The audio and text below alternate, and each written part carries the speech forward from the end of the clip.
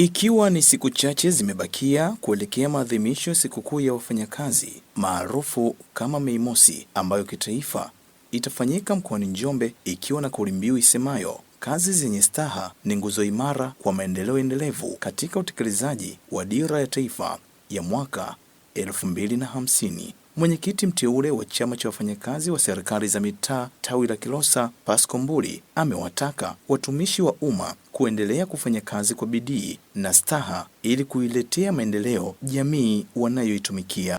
Moja kati ya ujumbe ambao nimewapa ni tuendelee kuifanyia kazi utekelezaji wa dira ya mwaka 2050, kwa maana sisi wafanyakazi ndio watu wa moja kwa moja ambao tunaweza tukafanya utekelezaji wa ile dira ambayo inasema kwamba kazi zenye staha ni nguzo imara kwa maendeleo endelevu katika kutekeleza dira ya mwaka 2050.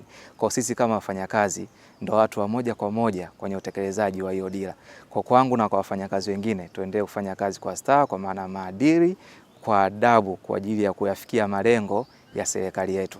Aidha, amebainisha kuwa katika kipindi chake cha uongozi cha miaka 5 atakiongoza chama hicho kuhakikisha kinatetea maslahi ya wanachama wake. Moja ya kwanza kwa chama changu chenyewe, kitu ambacho nina kipaumbele nacho ni kuendelea kuongeza idadi ya wanachama wa serikali za mitaa katika chama changu. Lakini pili ni kwa ajili ya wanachama wenyewe kwa faida watakazozipata kutokea kwetu.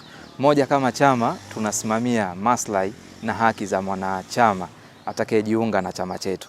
Kwa hiyo kwa miaka hii yote 5 tutasimamia au tutahakikisha kama uongozi wa juu utaweza kutusaidia kusimamia haki za wanachama wote ambao tuko nao katika tawi langu.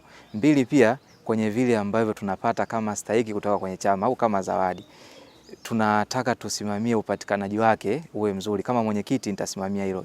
Moja ni kuongeza idadi ya vitu ambavyo tutakaendelea kupata. Mbili ni kusimama na kila mwanachama atakayekuwa kwenye chama chetu kupata stahiki zake atakapokuwa na matatizo. Na hapa anabainisha faida anazoweza kuzipata mwanachama atakayejiunga na chama cha wafanyakazi wa serikali za mitaa. Uzuri wa chama changu umeshafanya vitu vingi sana kwa vitendo kwa kuwasaidia baadhi ya watumishi. Tuna mifano mizuri. Kuna moja kati ya baadhi ya watumishi waliokuwa wamepata matatizo ya kiafya na walishindwa kupata msaada awali, lakini walipokuja kwenye chama na kuomba kupata msaada, sasa hivi wanapata matibabu kwa kusaidiwa na chama. Kuna baadhi ya watumishi walikuwa hawapo makazini kwa kesi mbalimbali, lakini baada ya kuja kusimamiwa na chama, baadhi yao, wengi wao wamerudi makazini na kuendelea na kazi. Kwa kwangu, umuhimu wa kujiunga na chama hiki utaendelea kusimamia haki wa kila mfanyakazi atakayekuwa kwenye chama kwa kutengeneza mwanasheria ambaye atakuja kusimamia au wenyewe kuja kuwakilisha kama chama. Lakini je, ni mtumishi yupi mwenye sifa za kujiunga na chama hiki?